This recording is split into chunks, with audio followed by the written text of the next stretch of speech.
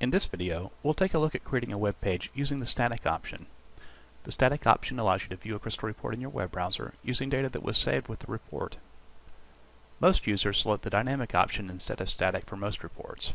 Unlike the static option, the dynamic option will retrieve fresh data from your database each time the report is viewed, and it also supports report parameters. Although it isn't used as frequently, the static option is a good place to start when setting up your server and viewing the first few reports. Using the static option can show that everything is installed properly on the web server and it's working to view reports before introducing a live database connection into the mix. As a first step, we'll need a crystalreport.rpt file that includes saved data. To include saved data in your RPT file, open the file in Crystal Reports, refresh the report data, select the option labeled Save Data with Report from the File menu, and then save the report. I've created a new directory named Reports under www.root and placed a copy of my report file there.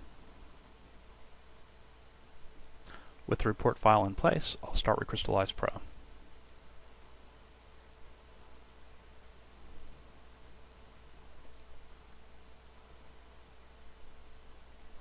At this welcome screen, click Next to select your report file.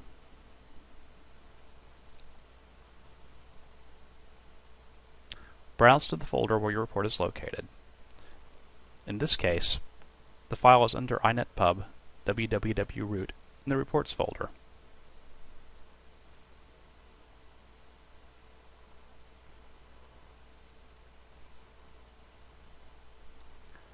Note that the web page files will be created in the same folder. You can always move the web page files later, but to keep things organized, it's best to start with the report file in a folder by itself. I'll select the report and click Open.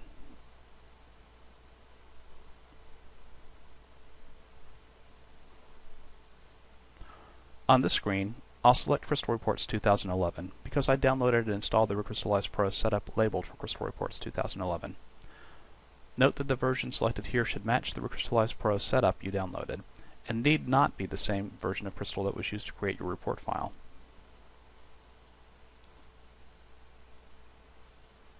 Don't be concerned if you don't see this version selection in your copy of ReCrystallize Pro. The best option may have been selected for you and the drop-down hidden to avoid confusion. If you don't see the version selection drop-down, and you're certain you need to change the automatic selection, contact support for details on how to make this choice available. Also on this screen, I'll leave the default ASP.NET option selected. ASP.NET is recommended for most customers because it is better supported in current versions of Crystal Reports and also works well with almost any web browser, including iPhone, iPad, and Android devices. Here I'll select the static option. This option will display data that is saved within the report file. ReCrystallize Pro customers use the dynamic option more often to see reports with live, up-to-date data, but the static option is always a good place to start to be sure everything is working properly on your web server before moving on to the dynamic option. On this screen, you can select how you'd like the report to be viewed in the web browser.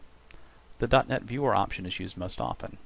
It renders the report in HTML, so it doesn't require much bandwidth to open the first page of the report quickly, and it works with most web browsers, including iPhone, iPad, and Android devices. From the .NET Viewer toolbar, users can print and save the report to PDF, Excel, and other formats. If you prefer, you can also have the report open directly as a PDF file, Excel file, or any of the other options available in the column on the right. You can also set the web page title at the top of this screen. The title you enter here is for appearance only and does not affect how the report works.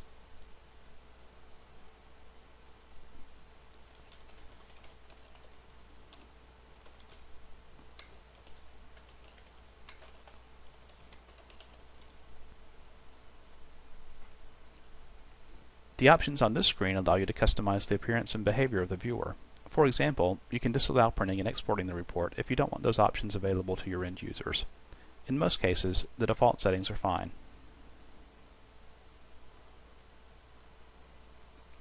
When you click the Finish button, ReCrystallize Pro will create the web pages to run the report.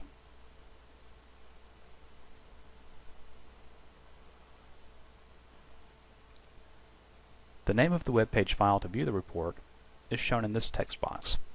I'll click the Copy button to place the name of the web page file on the clipboard. That's all there is to do in the wizard for this report. Let's take a look in Windows Explorer at the directory where the report file is located.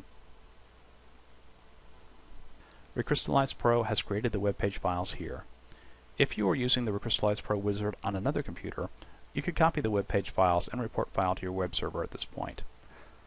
Note that the web server must also have ReCrystallize Pro installed in order for the web pages to run properly. Remember that the starting page for the report was shown on the last screen of the ReCrystallize Pro wizard, and we copied it to the clipboard. Now let's take a look at the report in a web browser. I'll use the Internet Explorer here, but the report would work just as well in Firefox, Chrome, Safari, and most other browsers.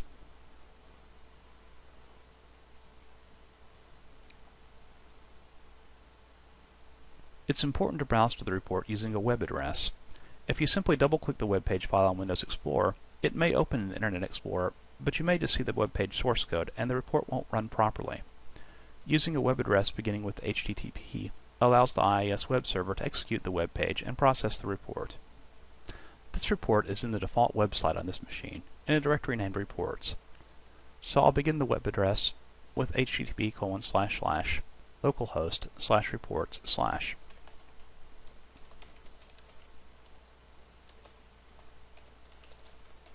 And then I'll paste the file name from the clipboard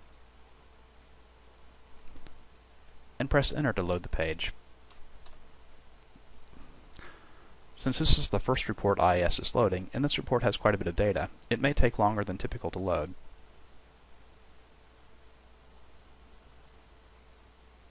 With the report open in the viewer, users can page through the report,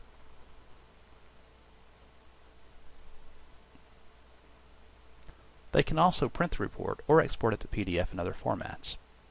I'll try exporting to rich text format, since Adobe Reader and Microsoft Office aren't installed on this server.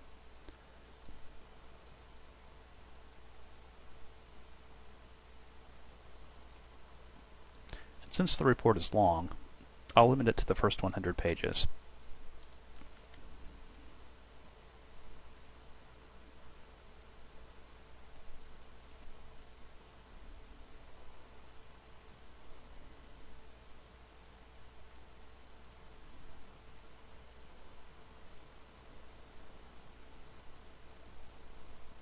You may notice that some of the formatting doesn't come through in the rich text format. In PDF, all of the report formatting and layout would be intact. So viewing and exporting are working as they should, and that confirms that this server is set up and working correctly. You can see that the process of creating web pages for a static report with saved data is pretty simple. In another video, we'll go through the process of creating web pages using the dynamic option to retrieve up-to-date data from the database each time the report is run. The dynamic option will also allow you to use parameters, sometimes called prompts, and drill down subreports.